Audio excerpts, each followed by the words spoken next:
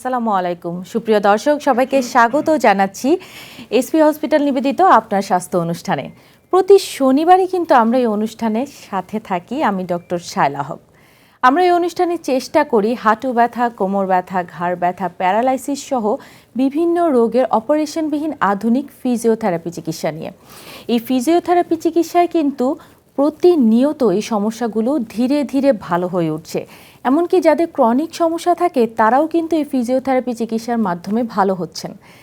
এই ফিজিওথেরাপি চিকিৎসা আসলে কিভাবে আমাদের রোগীদের মাঝে এটি কাজ করে, এই সম্পর্কেই বিস্তারিত জানাতে আমাদের স্টুডিওতে আমন্ত্রিত অতিথি হিসেবে উপস্থিত আছেন বিশিষ্ট ফিজিওথেরাপি বিশেষজ্ঞ doctor S Chakraborty, chief consultant and chairman, SP hospital, সহযোগী অধ্যাপক, ঢাকা কলেজ অফ ফিজিওথেরাপি। আমাদের আজকের আলোচনার বিষয় আপনাদের যে কোনো পরামর্শের জন্য সরাসরি কল করুন টেলিভিশন স্ক্রিনে দেখানো নাম্বারে। চলে যাচ্ছি আমাদের আজকের অতিথির কাছে। আসসালামু আলাইকুম স্যার, আপনাকে স্বাগত জানাচ্ছি আমাদের আজকের আয়োজনে। ওয়ালাইকুম আসসালাম। জি, ভালো আছেন আপনি? জি স্যার, আলহামদুলিল্লাহ ভালো আছি। আপনি কেমন আছেন? জি, ভালো আছি। স্যার, হাঁটু ব্যথা, কোমর ব্যথা, এই যে সমস্যাগুলো প্রতিনিয়ত আমরা ভুগি, এই সমস্যাগুলোর পিছনে কারণ কি? ধন্যবাদ। আসলে আমাদের দেশে এখন প্রচুর কোমর ব্যথার রোগী আক্রান্ত এবং কোমর ব্যথা থেকেই সাধারণত হাঁটু ব্যথাতে আক্রান্ত হচ্ছে। অনেকেই বোঝে না, মনে করে কোমর ব্যথা এক সময় ছিল বাট এখন নাই, এখন হাঁটুতেই ব্যথা, হাঁটুর চিকিৎসাও করছে বাট ভালো হচ্ছে না। কেন ভালো হচ্ছে না সেটা নিয়ে আসলে আমাদের গবেষণা এবং এই যে আমাদের 25 বছরের জার্নি, এসপি হসপিটালের জার্নি, এবং এখানে কিন্তু আমরা 100% সাকসেসফুল। অ্যাকচুয়ালি দেখা গেছে কি যে মানুষের যত শরীরে যত অসুখ আছে এর মধ্যে অলমোস্ট 80% কিন্তু মেকানিক্যাল প্রবলেমে আক্রান্ত, আর 20% হচ্ছে প্যাথোলজিক্যাল প্রবলেম। মানে প্রতিটা রোগী কিন্তু মেকানিক্যালি আক্রান্ত। যেমন একজন ডায়াবেটিসের রোগী, তারও কিন্তু মেকানিক্যাল প্রবলেম আছে। ডায়াবেটিসটা তার কন্ট্রোল আনতে গেলে তার ফিজিক্যালি ফিটনেস দরকার, কিন্তু যখনই ফিজিক্যালি আনফিট থাকে তখনই ডায়াবেটিস আনকন্ট্রোল হয়ে যাচ্ছে। মানে আপনার ডায়াবেটিসকে কন্ট্রোল করতে গেলে আপনাকে হাঁটতে হবে, হাঁটতে গেলে শক্তি লাগবে, পায়ে জোর কম, কোমরে ব্যথা আছে, হাঁটু ব্যথা, হাঁটা চলা বন্ধ হয়ে যাচ্ছে, তখন কিছু ডায়াবেটিস বেড়ে যাচ্ছে। যখন ডায়াবেটিস বেড়ে যায় তখন কিডনির প্রবলেম বেড়ে যাচ্ছে। যখন সে মুভমেন্ট কমাই দিচ্ছে তখন তার প্রেশার আনকন্ট্রোল হয়ে যাচ্ছে। এই যে বিভিন্ন ধরনের সমস্যা, তার মানে কি একজন রোগীকে অবশ্যই মেকানিক্যালি কারেকশন করতে হবে। একটা অপারেশনের রোগী, অপারেশন করে তাকে বাঁচানো হলো, অপারেশন কখন করায়? খুব সিভিয়ার কন্ডিশন হলে, মৃত্যুর মুখোমুখি থেকে ফেরানোর জন্য অনেক সময় অপারেশন করা হচ্ছে। বাট এই যে অপারেশন করে তাকে নতুন জীবন দেওয়া হলো, অপারেশনের পরে সচল করবে কে? এই সচল করার জন্য কিন্তু ফিজিওথেরাপি ইম্পর্টেন্ট। সো ফিজিওথেরাপি ট্রিটমেন্টটা যদি সঠিক সময়ে দেওয়া যায় তাহলে আমাদের দেশে প্রচুর রোগীর সংখ্যা কমে যেতে পারে। সব রোগীর সংখ্যায় কমতে থাকবে ফিজিওথেরাপির মাধ্যমে, কারণ ফিজিওথেরাপির মাধ্যমে রোগীর লাইফস্টাইলটাকে বাড়ানো হয়, মানুষের সুন্দর সুন্দর লাইফস্টাইল, মানে কোয়ালিটি অফ লাইফ।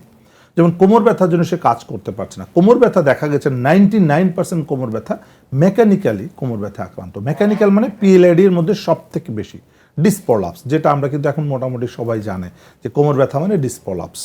তো ডিসপ্রলাপসের কারণে বেশিরভাগ রোগী, যেটা আমরা মেকানিক্যাল পেইন বলছি। এছাড়া স্পন্ডোলিস্থেসিস, যেমন হাড় ভেঙে সরে যাওয়া, ইনজুরি থেকে হচ্ছে, মাসেল উইকনেসের কারণে ব্যথা হচ্ছে, এগুলোর কারণে কিন্তু সব থেকে বেশি রোগী আক্রান্ত, এবং এটা আস্তে ধীরে ধীরে ধীরে ধীরে হাঁটু ক্ষতিগ্রস্ত করছে। তো এই যে মেকানিক্যাল কোমর ব্যথার রোগী, এদেরকে সুস্থ করার জন্য পৃথিবীর কোনো ওষুধ কাজ করছে না, কিন্তু ওষুধ কিন্তু তারা খাচ্ছে। আমরা কিন্তু সবসময়ই বলছি বৃথা ওষুধ খেয়ে সময় নষ্ট করার দরকার নেই। দীর্ঘদিন যাবত কিন্তু স্যার ওষুধগুলো সেবন করছে, ওষুধ খেলে এই ব্যথা আরো বেড়ে যাচ্ছে। এটা কিন্তু রিসার্চের কথা, আমার কথা না। রিসার্চেই দেখা যাচ্ছে যে কোমর ব্যথা রোগীরা যত ওষুধ খাবে তত সে খারাপের দিকে চলে যাবে।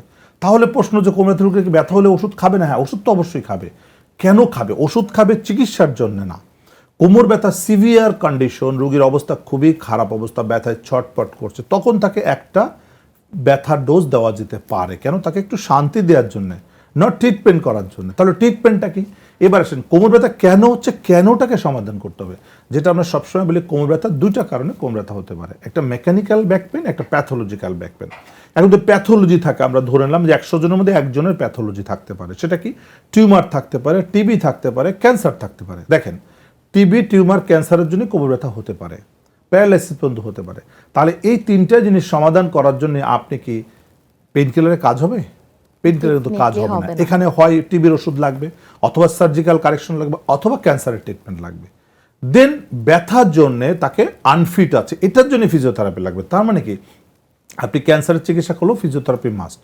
আপনি টিবি ড্রাগস দিলেও ফিজিওথেরাপি মাস্ট, আপনি অপারেশন করলেও ফিজিওথেরাপি মাস্ট। তার মানে কি প্যাথোলজিক্যাল যদি কোনো কন্ডিশনে কোমর ব্যথা রোগী হয়, প্যাথোলজি কারেকশনের সাথে সাথে কিন্তু রিহ্যাবিলিটেশন বা ফিজিওথেরাপি চিকিৎসা দিলে সেই রোগী 100% সাকসেসফুল ট্রিটমেন্ট পাচ্ছে। এবার আসেন 99% হচ্ছে মেকানিক্যাল ব্যাক পেন।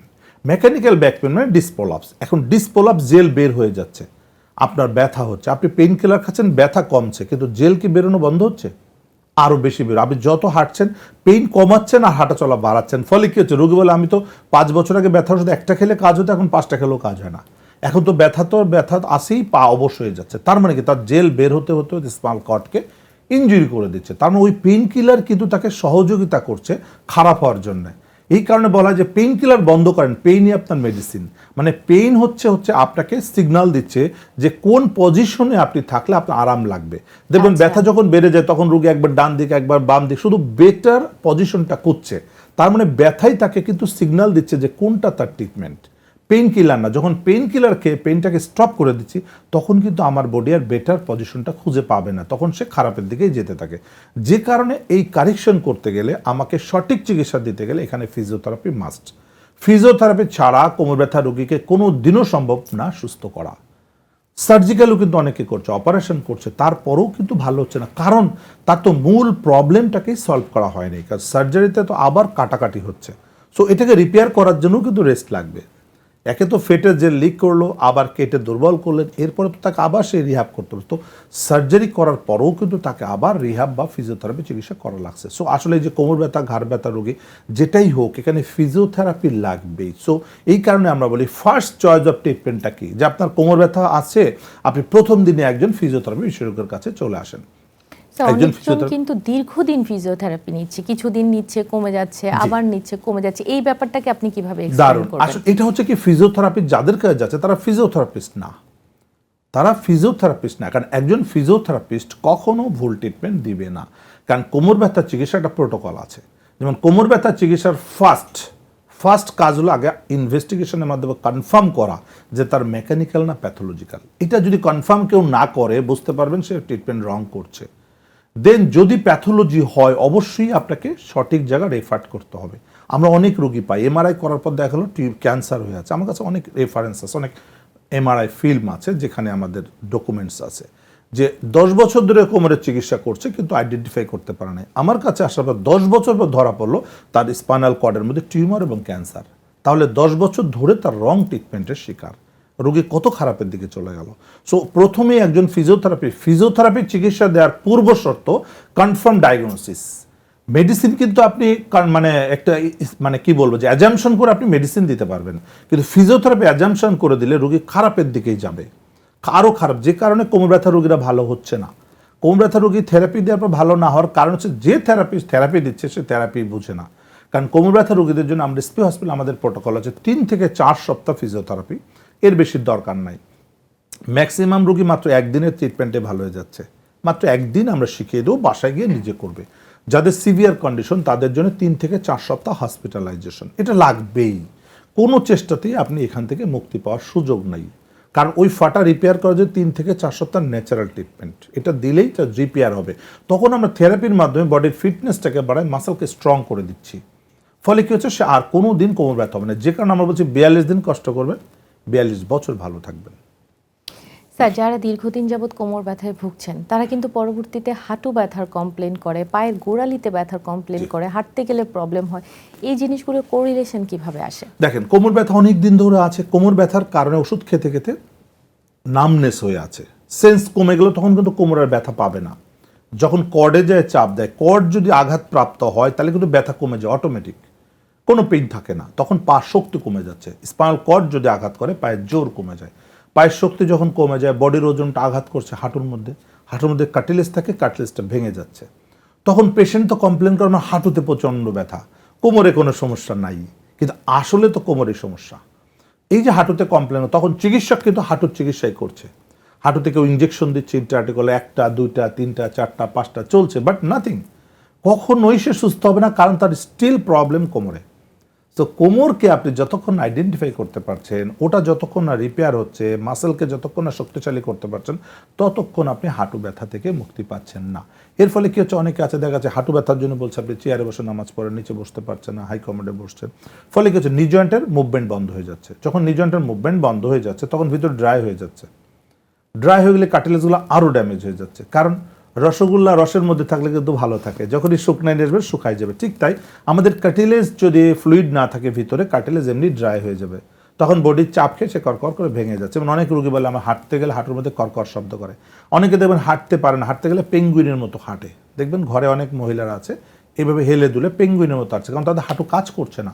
হাঁটু ক্ষতি হতে হতে এত খারাপ অবস্থা যে হাঁটু দিয়ে তারা হাঁটতে পারে না, কারণ পেঙ্গুইনের তো হাঁটু নাই, যে কোনো পেঙ্গুইন এক পা তুলে তুলে হাঁটে। ঠিক তাই যাদের হাঁটুতে প্রচণ্ড ব্যথা, হাঁটুর অবস্থা খুবই খারাপ, তারা তখন এক পা তুলে তুলে হাঁটু ভাঁজ করে হাঁটতে পারছে না।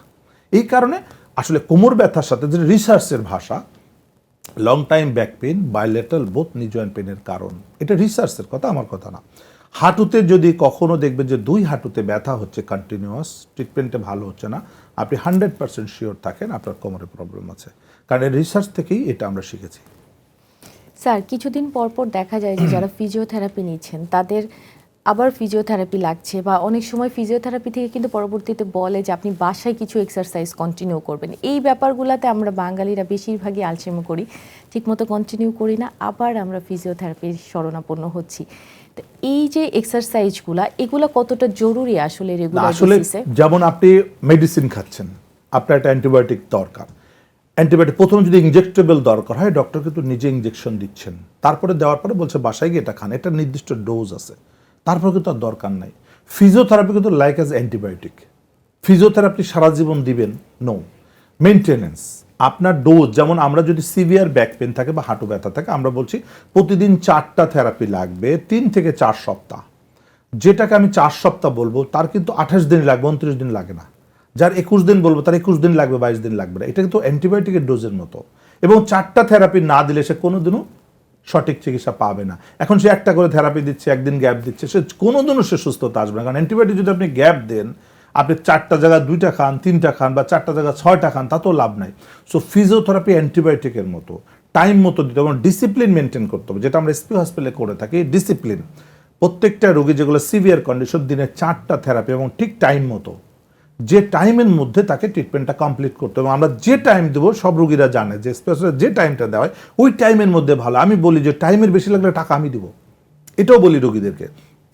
যদি 28 দিনের জায়গায় 35 দিন লাগে, 7 দিনের টাকা আমি পেমেন্ট করব। ইনশাল্লাহ আজও পর্যন্ত কোনো রোগীর জন্য আমার কোনো পেমেন্ট করা লাগে নাই, কারণ যাকে 28 দিন বলেছে 28 দিন এসে সুস্থ হয়। আমার রোগীরা যারা মিডিয়ার সামনে বসে আছে দেখছেন, যে তারা জানেন যে আমি যে কদিন বলি ওই কদিন লাগে, তার আগেও ভালো হয় না। কারণ এটা তো আসলে রিসার্চের ভাষায় কথা বলি, এটা আমার নিজস্ব কোনো প্রযুক্তি না। কারণ আমরা রিসার্চ থেকে আইডেন্টিফাই করেছি যে ডিসপ্রলাপস রিপেয়ার হতে কতদিন লাগে, এটা সৃষ্টিকর্তার নিয়ম, ওখানে কোনো কথা নাই, ওটাই নিয়ম। এমআরআই করতে কিন্তু দেখা যায় বেশিরভাগ পেশেন্টই ভয় পায়, সেক্ষেত্রে আপনার এসপি হসপিটালে কি কোনো ব্যবস্থা আছে? জি, আসলে যেটা এমআরআইতে অনেক আসে যে সেই সুড়ঙ্গের মধ্যে ঢোকার কথা বলে, সাফোকেশন হয়, অনেকে ঢুকতে পারে না, বডিতে মেটাল থাকলে সেখানে এমআরআই করতে পারে না। এই কারণে আমরা এসপি হসপিটালে ওপেন এমআরআই নিয়ে এসেছি, জাপানে হিটাচি কোম্পানি থেকে ওপেন এমআরআই নিয়ে এসেছি, যেটাতে কিন্তু আর সাফোকেশন নাই, ওপেন খোলা, 3 দিকে খোলা, উপরে মেশিনটা থাকে। সো এখানে কেউ ঢুকতে ভয়ও পায় না, সাফোকেশন হয় না, এবং কোনো শব্দ নাই। সব থেকে মজা যে এখানে সাউন্ডলেস। অন্য অন্য মেশিনে ঢুকলে প্রচুর শব্দ হয়, কান স্পিকার দিয়ে রাখা লাগে, বাট আমাদের এসপি হসপিটাল যে ওপেন এমআরআই, এটাতে কিন্তু শব্দ হয় না। সো যারা শব্দে প্রবলেম আছে, অনেক আছে সাউন্ড কিন্তু প্রবলেম, সাউন্ড দিলে তাদের সাউন্ডে প্রবলেম, তাদের জন্য আমাদের এসপি হসপিটালে ওপেন এমআরআই কিন্তু অলওয়েজ উন্মুক্ত, এবং বাইরে থেকে সারা বাংলাদেশ, টেকনাফ থেকে তেঁতুলিয়া, সারা বাংলাদেশ থেকে রোগীতে এমআরআই করতে আমাদের এসপি হসপিটালে আসে ওপেন এমআরআই করার জন্য। এটা তো খুবই ভালো একটা খবর। আপনার কাছে এখন জানতে চাইবো ঘাড় ব্যথার সমস্যা নিয়ে। অনেকেই সার্ভাইকাল কলার ব্যবহার করছেন, ঘাড় নিয়ে একটু ঝুঁকে কাজ করতে পারছেন না, তাদের ক্ষেত্রে আসলে কারণগুলো কি এবং এই ক্ষেত্রে সমাধান কি? ইদানিং কিন্তু ঘাড় ব্যথার রোগী আমরা প্রচুর পাচ্ছি। তার কারণ হচ্ছে আমরা মোবাইল ব্যবহার করতে গিয়ে, ল্যাপটপ কম্পিউটার ব্যবহার করতে ঘাড় বাঁকা করে, যে পোস্চারের কারণে আমাদের মেকানিক্যাল প্রবলেম হচ্ছে। ঘাড় বাঁকা করে কাজ করতে তো আমাদের ঘাড়ের পেছনের জয়েন্টগুলো ফাটল ধরছে, এই ডিসগুলো ফেটে জেলটা বের হয়ে নার্ভে যে চাপ দিচ্ছে, প্রচণ্ড ঘাড় ব্যথানের রোগী আসছে। এবং এই ঘাড় ব্যথা থেকে আস্তে আস্তে কিন্তু 4 হাত পা প্যারালাইসিস হওয়া রোগও আমরা পাচ্ছি, যেটা সার্ভাইকাল মাইলোপ্যাথি, অনেক রোগীদেরই পাচ্ছি। হাঁটতে চলতে পারে না, বলে আগে তো ঘাড়ে ব্যথা ছিল, এখন ব্যথা নাই, কিন্তু হাঁটতে গেলে মাতালদের মতো ডানে বায়ে চলে যায়, তো এটা হচ্ছে ঘাড়ে যদি স্পাইনাল কর্ডে আঘাত পড়ে, নার্ভে আঘাত পড়লে ব্যথা হবে, যখন কর্ডে আঘাত পড়বে তখন আর ব্যথা হবে না, তখন উইকনেস ডেভেলপ করে, তো পেশেন্ট বুঝতে পারে না। অনেকে মনে ব্রেন স্ট্রোক করেছে, অনেকে বলে ব্রেন থেকে হচ্ছে, না স্পাইনাল কর্ড থেকে। আমরা অনেক রুগী দেখেছি ব্রেনে এমআরআই করেছে, সিটি স্ক্যান করেছে, কিছুই পাওয়া যাচ্ছে না, কিন্তু রুগী হাঁটতে চলতে পারে না। যখনই তবু 4 হাত পা দুর্বল হচ্ছে তখনই বুঝতে হবে সার্ভাইকাল মাইলোপ্যাথি, সার্ভাইকাল থেকে ঘটনাটা ঘটছে। সো এই ঘাড় ব্যথাকে আসলে ইগনোর করা উচিত না, ঘাড় ব্যথার জন্য দ্রুত চিকিৎসা করতে, এবং ঘাড় ব্যথার চিকিৎসার মধ্যে কিন্তু এখানেও কিন্তু 99% মেকানিক্যালি ঘটনা ঘটছে, আর 1% প্যাথোলজি, যেটা টিউমার, টিবি, ক্যান্সার। তো এই কারণে একটা এমআরআই খুব দরকার। ঘাড় ব্যথা, কোমর ব্যথা রোগীদের জন্য একটা এমআরআই খুব ইম্পর্টেন্ট। আপনি দেখবেন অনেক রোগীর অনেক পরীক্ষা নিরীক্ষা করছে, এত পরীক্ষা, রক্ত পরীক্ষা, আল্ট্রাসোনোগ্রাম, এক্সরে বারবার করছে, বলছে কি আপনার তেমন কিছু নাই, হাড়ে একটু ক্ষয় আছে, কেউ বলছে হাড় বেড়ে গিয়েছে, কিন্তু কেউ বলছে হাড়ে রগা চাপ পড়ছে আন্দাজে, কেউ বলছে হাড়ের গ্যাপ বেড়ে গেছে, মানে বিভিন্ন ধরনের কথা শুনি। অ্যাকচুয়ালি যেটা হচ্ছে ডিসপ্রোলাপস দেখার জন্য বা টিউমার, টিবি, ক্যান্সার দেখার জন্য কিন্তু এমআরআইয়ের বিকল্প কিন্তু কিছু না, এমআরআই আপনার লাগবেই। সো লাস্টে যে এমআরআই করছে, তো এই যে এত কিছু করার পর এমআরআই করছে, লক্ষ লক্ষ টাকা নষ্ট করার পর এমআরআই করার থেকে আমি মনে করি প্রথমে একটা এমআরআই করলে তার কিন্তু এই সমস্যা সমাধান করা খুব সহজ। যে একটা এমআরআই করলে আমি একদিনের ট্রিটমেন্টে রোগী ভালো করতে পারি, আর যেগুলো সিভিয়ার কন্ডিশন 3 থেকে 4 সপ্তাহ। তো কোমর ব্যথা রোগীদের জন্য সর্বোচ্চ চিকিৎসার টাইম হচ্ছে 42 দিন। এটা কিন্তু ন্যাচারাল প্রসেস। 42 দিনের বেশি কোমর ব্যথা রোগীদের চিকিৎসার কোনো প্রয়োজন নেই, এরপরে কিন্তু আর কোনো ধরনের থেরাপির দরকার নাই। আমরা যেসব রোগীরা এসপি হসপিটালে একবার ট্রিটমেন্ট করে ছেড়ে দিই, 50 বছরও তার থেরাপি লাগবে না ওই ট্রিটমেন্টের জন্য, যদি সে ফার্দার কোনো অ্যাক্সিডেন্ট না করে, অন্য সমস্যা হলে তার জন্য লাগবে, তো ওইটা সমাধান হয়ে গেল, কারণ এটা তো ইনজুরি। সো ইনজুরি আমরা ট্রিটমেন্ট শুধু করছি না, ট্রিটমেন্ট করে শিখিয়ে দিচ্ছি প্রিভেনশন কিভাবে করবেন, এবং যদি কোনো টুকটাক প্রবলেম হয় নিজেরটা নিজে সলভ করতে পারবে, কারণ নিজেই তার নিজের চিকিৎসক হয়ে যায়। যেমন ডায়াবেটিসের রোগীরা নিজেরটা নিজেই করে, ঠিক তাই ব্যাক পেনের রোগীরা নিজেরাই সুস্থ করে ফেলতে পারে। এই জন্য বারবার থেরাপি দিতে যাওয়ার দরকার নাই। যদি দেখেন যে বারবার থেরাপি দিতে যাচ্ছে একই জায়গায়, তাহলে বুঝবেন রং ট্রিটমেন্ট। সেই ট্রিটমেন্ট নেওয়া মানে আপনি আর্থিক ক্ষতিগ্রস্ত হচ্ছেন, রোগটা বড় করে ফেলছেন।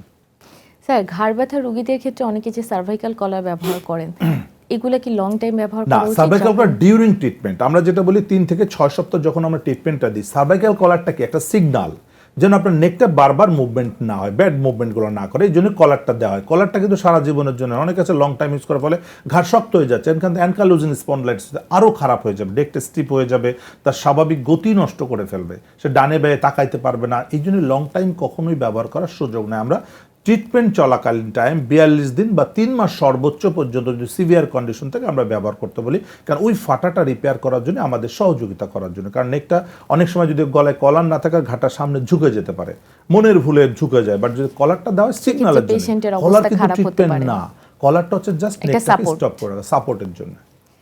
স্যার, অস্টিও আর্থ্রাইটিস এটা কিন্তু খুব কমন একটা সমস্যা। তো অস্টিও আর্থ্রাইটিসে যখন হাড় ক্ষয় হওয়া শুরু করে, তাদের কি কোমর ব্যথা, হাঁটু ব্যথা, ঘাড় ব্যথা হওয়ার সম্ভাবনা বেশি? অস্টিও আর্থ্রাইটিস অ্যাকচুয়ালি কার্টিলেজের ডিজেনারেশন। এটা দুইটা কারণে, একটা হচ্ছে বয়সের কারণে, যেটা ডিজেনারেশন, এটাতে কোনো ব্যথা বেদনা হবে না। যেটা হাড়ের মানে কার্টিলেজের দুর্বলতা, কার্টিলেজটা উইক হয়, স্বাভাবিক, বয়স বেড়ে গেছে, 70-80 বছর বয়স, তার তো প্রতিটা জিনিসই দুর্বল হবে, এটা কোনো সমস্যা না। বাট যদি তাদের মাসেল দুর্বল হয়, তখন ওই কার্টিলেজগুলো ভেঙে যায়, তখনই সেখানে ইনফ্লামেশন হচ্ছে, হেমোরেজ হচ্ছে, ব্যথা হচ্ছে, ফুলে যাচ্ছে, পানি জমে যাচ্ছে, ইনফেকশন হচ্ছে, এটা হচ্ছে এক ধরনের সমস্যা। আরেকটা হচ্ছে যে ট্রমাটিক, আপনার ইয়াং বয়সেও কার্টিলেজ ভেঙে যেতে পারে, এটাকেও অস্টিওআর্থ্রাইটিস বলা হচ্ছে। যেমন খেলতে গিয়ে হাঁটু ইনজুরি হচ্ছে, বা ওজন বেশি, পায়ের শক্তি কম, হাঁটতে চলতে গিয়ে কার্টিলেজ ইনজুরি। যেমন 30 বছর 35 বছরে প্রচুর রোগী পায় হাঁটু ব্যথা, তাদের কিন্তু হচ্ছে ইনজুরির কারণে হচ্ছে, কোমরের সমস্যার কারণে হচ্ছে, এটাকে আমরা ট্রমাটিক বলছি, বা এটা মানে মেকানিক্যালি ঘটনা ঘটছে, এটা কিন্তু প্যাথোলজি নাই, আপনি প্যাথোলজি কিছু পাবেন না, কিন্তু মেকানিক্যাল ঘটনা ঘটেছে, এটা অস্টিওআর্থ্রাইটিস, যেটা কার্টিলেজের ডিজেনারেশন। যে কোনো হাঁটু ব্যথা হতে পারে, আস্তে আস্তে এটা কোমরের সমস্যা হতে পারে, কারণ যখন হাঁটুতে ক্ষতি তখন কোমরে অবশ্যই হবে, সো ওখানেও কিন্তু ডিজেনারেশন হয়। স্যার, রিমাটয়েড আর্থ্রাইটিস সম্পর্কে আপনার কি ধারণা? হ্যাঁ, রিমাটয়েড আর্থ্রাইটিস যেটা আমাদের ছোট ছোট জয়েন্ট, যেটা হাতের যে স্মল জয়েন্টগুলো প্রথমত মানে ফুলে যায়, ব্যথা হয়, এমন প্রচুর রোগী দেখি আমরা। এসপি হসপিটালে প্রচুর রিমাটয়েড আর্থ্রাইটিস রোগী আসছে, এবং এটার কিন্তু খুব ওষুধের উপর ডিপেন্ড করলেই কিন্তু বিপদ। এটা মেডিসিনের পাশাপাশি অবশ্যই ফিজিওথেরাপি লাগবে রিহ্যাব করার জন্য, তার জয়েন্টগুলো মেনটেন করার জন্য। রিমাটয়েড আর্থ্রাইটিস রোগীরা বেশি দিন ওষুধ খেলে আস্তে আস্তে হাত পা বাঁকা হয়ে যায়, দেখবেন অনেকের এরকম এলবো জয়েন্ট বাঁকা হয়ে যাচ্ছে, রিস্ট বাঁকা হয়ে যাচ্ছে, ফিঙ্গারগুলো বাঁকা হয়ে যাচ্ছে, বিভিন্ন ধরনের ডিফর্মিটি গ্রো করে, যেটা আমরা বিভিন্ন নাম বলি, সোয়ান নেক ডিফর্মিটি, ডিনার ফ্রগ ডিফর্মিটি, ঠিক আছে, বাটন হোল ডিফর্মিটি, বিভিন্ন ধরনের ডিফর্মিটি বাঁকা হয়ে যাচ্ছে আঙ্গুলগুলো, এবং রোগী অকেজো হয়ে যায়। সো তাদের যাদের রিমাটয়েড আর্থ্রাইটিস ধরা পড়বে, সঙ্গে সঙ্গে ফিজিওথেরাপি চিকিৎসা নিলে, কিছু মেডিকেশনের পাশাপাশি ফিজিওথেরাপি নিলে সে কিন্তু ভালো থাকবে, তার এই বিকলাঙ্গতা আসবে না। সো রিমাটয়েড আর্থ্রাইটিস রোগী আমরা সাকসেসফুলি ট্রিটমেন্ট করছি এবং তাদের কিন্তু পেইন কিলারের প্রয়োজন হচ্ছে না। আমার হসপিটালে এখনও ভর্তি আছে কতগুলো রিমাটয়েড আর্থ্রাইটিস রোগী, সিভিয়ার কন্ডিশন নিয়ে আসছিল, বহু চিকিৎসা করেছে, পেইন কিলার খেতে খেতে রোগী ফেড আপ, এখন একটাও পেইন কিলার লাগছে না, রোগী ভালো আছে। তো রোগী অবাক, বলে আমি এতদিন ব্যথার ওষুধ খেলাম, ব্যথা কমলো না, এখানে এসে থেরাপি দিয়ে ব্যথা কমে গেল।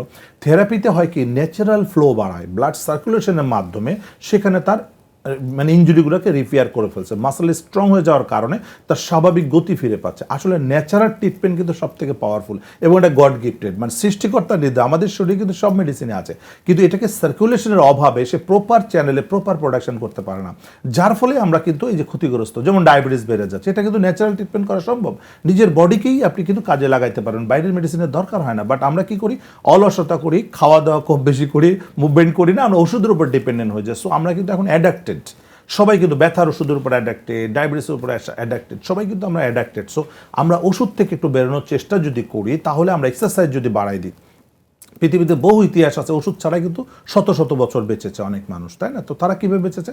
ফিজিক্যাল এক্সারসাইজের মাধ্যমে। তো এই এক্সারসাইজগুলো আমরা সঠিকভাবে করতে বলি। আরেকটা জিনিস যেটা আসলে রিমাটয়েড আর্থ্রাইটিস রোগীদেরকে বলা হয় চেয়ার বসে নামাজ পড়তে, তখন কি আরও বিকলাঙ্গতা বেড়ে যাচ্ছে। সো নামাজ একটা এক্সারসাইজ, যেটার মাধ্যমে সে কিন্তু তার নিজের বডিকে ফিটনেস ধরে রাখতে পারছে। সো যে কারণে আমাদের রোগীর যত ব্যথা, কোমর ব্যথা, হাঁটু ব্যথা, ঘাড় ব্যথা, যত ব্যথার রোগী হোক, আমরা কিন্তু বাধ্যতামূলক যারা নামাজ পড়ছে তাদেরকে আমরা জায় নামাজে বসতে বলছি, জায় নামাজে নামাজ পড়াই দিচ্ছি, কারণ এর মধ্যে তার বডির ফিটনেসটাকে সে ধরে রাখতে পারছে এবং ডিসিপ্লিন মেনটেন করছে। ঠিক টাইম টু টাইম এই এক্সারসাইজগুলো চলছে, নামাজটা হচ্ছে টাইম টু টাইম। এখানে কিন্তু টাইমের কোনো মানে অ্যান্টিবায়োটিকের মতো, যে অ্যান্টিবায়োটিক যেমন ঘড়ি ধরে খেতে হয়, 6টাটা 6টা, 12টাটা 12টা, ঠিক তাই নামাজও কিন্তু অ্যান্টিবায়োটিকের মতো। দেখেন একদম টাইম, আপনি যদি একটা মিস করেন যত দ্রুত সম্ভব সেটাকে পড়তে হবে, ঠিক অ্যান্টিবায়োটিকের মতো। একটা মিস করছেন 6টায় কোনো মতে, 9টায় মনে পড়ছে, সাথে সাথে খেতে হবে এবং পরের ডোজটা কিন্তু টাইম মতো খেতে হবে। ঠিক নামাজও কিন্তু তাই, দেখেন একটা ভুলে গেছেন বা কোনো কারণে ব্যস্ত ছিলেন, পড়তে পারেন, মনে পড়ার সঙ্গে সঙ্গে কিন্তু নিয়ম পড়তে হবে এবং পরেরটা কিন্তু ঠিক টাইম মতো পড়তে হবে। ঠিক তাই এক্সারসাইজ আসলে অ্যান্টিবায়োটিকের মতো কাজ করে আমাদের শরীরে, সৃষ্টিকর্তা নিয়ম। সো আমরা ওই ট্রিটমেন্টটাকে ন্যাচারাল পদ্ধতির মাধ্যমে করছি, যেখানে আমাদের আর্টিফিশিয়ালি কোনো মেডিসিনের প্রয়োজন হচ্ছে না। এটা তো স্যার আমাদের রুগীদের জন্য খুবই ভালো খবর। স্যার আমাদের রুগীরা কিন্তু আপনাকে অনেক খুঁজে বেড়ায়, আপনি কোথায় বসেন, কোথায় চিকিৎসা দেন, এই ঠিকানাটা আমাদের রুগীদের জন্য আসলে 20 কোটি মানুষের দেশ, এখানে প্রচুর রোগী, কোটি কোটি রোগী। আমি 15 বছর ধরে, প্রায় 15 বছর আর বেশি, প্রায় 20 বছর ধরে মিডিয়াতে প্রোগ্রাম করছি, বলছি, তারপরও অনেকেই হয়তো নতুন নতুন দেখছে। তো দর্শক যারা আমার সঙ্গে দেখা করতে চান, SP hospital, Shyamoli ring road, ওখানে আমি বসি, একটা মাত্র চেম্বার, সপ্তাহে 7 দিন, সকাল 10টা থেকে রাত 9টা পর্যন্ত, সারাদিন অলমোস্ট থাকে, দুপুরে লাঞ্চ ব্রেক ছাড়া। সো ওখানে আসলে আমাকে দেখাতে পারেন, অথবা নিচে স্কলের নাম্বার আছে, যে কোনো নাম্বারে ফোন করে আমার সঙ্গে কথা বলতে পারেন, অথবা দেখাতে পারবেন, সিরিয়াল দিয়ে আসতে হবে। আবার আমার নাম্বারটা বলে দিচ্ছি, যদি কারো এমার্জেন্সি হয় লিখে রাখতে পারেন, যে কোনো সময় ফোন করে আমার সঙ্গে কথা বলে দেখা করতে পারবেন। নাম্বারটা বলছি, দয়া করে লিখে নেবেন সবাই, 0179-355-7825। আমি আরেকবার বলছি, 0179-355-7825। এই নাম্বারে ফোন করে আমার সঙ্গে কথা বলে আপনারা আমার সঙ্গে দেখা করতে পারবেন। ধন্যবাদ সকলকে। স্যার আপনাকে অসংখ্য ধন্যবাদ এত ব্যস্ততার মাঝে আমাদের স্টুডিওতে এসে সময় দেওয়ার জন্য। আপনাকে অনেক অনেক ধন্যবাদ। স্যার শেষ করার আগে আমাদের দর্শকদের জন্য আপনার একটু পরামর্শ জানতে চাচ্ছি। আর দর্শকদের জন্য আমি 2টা পরামর্শ দিতে চাই। একটা হচ্ছে, দর্শক যারা আমার টিভি স্ক্রিনের সামনে বসে আছেন, তারা বলবো যে অনেকের ছেলে মেয়েরাই মাত্র হয়তো ইন্টারমিডিয়েট পাস করেছে এবছর বা গত বছর পাস করেছিল, তারা কোন প্রফেশনে যেতে চান? নিশ্চিত ভবিষ্যৎ, সবাই পড়াশোনা করতে চায় কেন, যে অ্যাটলিস্ট একটা চাকরি বা কিছু একটা করব। তো যদি সেলফ কোনো কিছু করতে চান, ইন্ডিপেন্ডেন্স কোনো কাজ করতে চান, বা যদি জীবনে নিজেকে প্রতিষ্ঠিত করতে চান, অথবা মানব সেবা করতে চান, তাহলে আমাদের ফিজিওথেরাপির প্রফেশন কিন্তু সব থেকে বেস্ট, যেটা দেশে বিদেশে সব জায়গায় কিন্তু খুবই ডিমান্ড এবং রোগীর কোনো সমস্যা নাই, অভাব নাই, প্রচুর প্রচুর কাজ করার সুযোগ আছে, যেটা মানুষকে আপনি সেবা দিতে পারবেন এবং নিজেকে ডেভেলপ করতে পারবেন, নিজের ফ্যামিলি পরিবার নিয়ে খুব সুখ সাধ্যে থাকতে পারবেন। কারণ এখানে বেকারত্ব মুক্ত প্রফেশন যদি থাকে, ফিজিওথেরাপি প্রফেশন, যেখানে একজনও বেকার পাবেন না। তো ফিজিওথেরাপি বিশেষজ্ঞ হয়ে যদি নিজেকে ক্যারিয়ার গঠন করে আপনি যে চেম্বার করতে চান, ক্লিনিক করতে চান, হসপিটাল করতে চান, সরকারি চাকরি করতে চান, ইউরোপ আমেরিকাতে সেটেল হতে চান, তাহলে আজকেই স্বপ্ন দেখেন Dhaka college of physiotherapy, DCPT, যেটা এসপি হসপিটালের একটা একাডেমিক প্রতিষ্ঠান, যেটা ঢাকা বিশ্ববিদ্যালয়ের অধিভুক্ত, 5 বছর মেয়াদী গ্রাজুয়েশন কোর্স। সেখানে আপনি ভর্তি হয়ে আপনার ক্যারিয়ার শুরু করতে পারবেন। আপনি মানে গর্বিত ঢাকা বিশ্ববিদ্যালয়ের একজন গর্বিত স্টুডেন্ট হয়ে সেখানে পড়াশোনা করতে পারবেন। ধন্যবাদ সকলকে। স্যার, আপনাকে অসংখ্য ধন্যবাদ এত সুন্দর একটি পরামর্শ দেওয়ার জন্য। আপনাকে ধন্যবাদ। দর্শক, শেষ করছি আমাদের আজকের আয়োজন। দেখা হবে আগামী সপ্তাহে নতুন কোনো বিষয় নিয়ে। ফিজিওথেরাপির সঠিক চিকিৎসা গ্রহণ করুন সঠিক জায়গা থেকে।